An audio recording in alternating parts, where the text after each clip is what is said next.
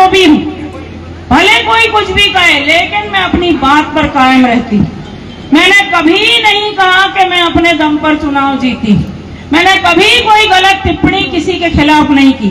मैं आज भी डंके की चोट पर कहती हूँ, दिया बत्ती का समय, धर्म को मानती हूँ, ईश्वर को मानती हूँ, घर में रहती हूँ, इस समय दीपक जलाती हूँ भगवान को, उस भगवान को, बाबा महाकाल को साक्षी मानकर मैं कहती हूँ कि मैं कांग्रेस पार्टी के आशीर्वाद से, आप सबकी मेहनत से आज बालाघाट विधानसभा क्षेत्र की विधायक बनी। आज अगर 29,500 वोटों से चुनाव जिताने वाला कोई है तो आप ही लोग हैं, आप ही की मेहनत है, आप ही की लगन है, आप ही का योगदान है। मैं चुनाव लड़ती थी, आप जानते हैं 1993 से मेरा चुनाव का इतिहास रहा है। 91 में मेरी शादी हुई और 93 से विधानसभा चुनाव के जो संघर्ष था वो शुरू हुआ, और उसी बीच में नगर पालिका बालाघाट की भी अध्यक्ष बनी। 10 साल मुझे सेवा करने का शहर का मौका मिला।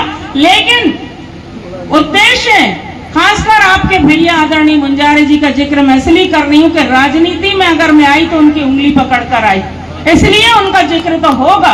वो मेरे पति हैं, परमेश्वर हैं, मेरी मांग का सिंदूर है, मेरे गले का मंगलसूत्र है। कैसे नहीं उनका नाम लूंगी मैं, एक नहीं 100 बार लूंगी नाम।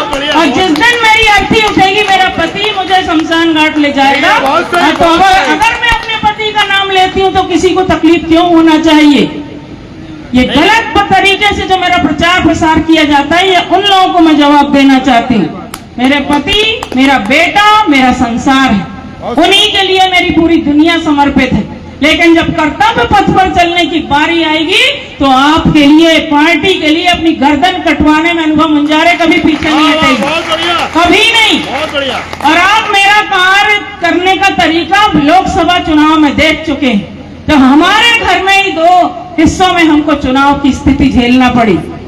मैं क्योंकि कांग्रेस की सिपाही हूँ, कांग्रेस की कार्यकर्ता हूँ, मैंने स्पष्ट कहा मैं कांग्रेस का ही प्रचार करूंगी। प्रत्याशी हमारे को पार्टी ने जो भी दिया है, हमारा उद्देश्य कांग्रेस को जिताना, सांसद बना के लाना। इसके लिए हम मेहनत करेंगे, रात दिन एक करेंगे। और संघर्ष हमने जो किया, इसके लिए हमारे आदरणीय पति देव हमसे नाराज होकर खेत में रहने चले गए।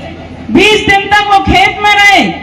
और खेत में हमारा फार्म हाउस नहीं है, खेती तो अच्छी खासी है, 25-26 एकड़ है, लेकिन उस खेत में कोई पक्का मकान नहीं बना है। पीपर टोला में कच्ची झोपड़ी बनाकर वो वहां रहे, क्योंकि उनका स्पष्ट कहना था कि एक घर में 2 झंडे नहीं लगेंगे, या तो मेरा लगेगा या तुम्हारा लगेगा।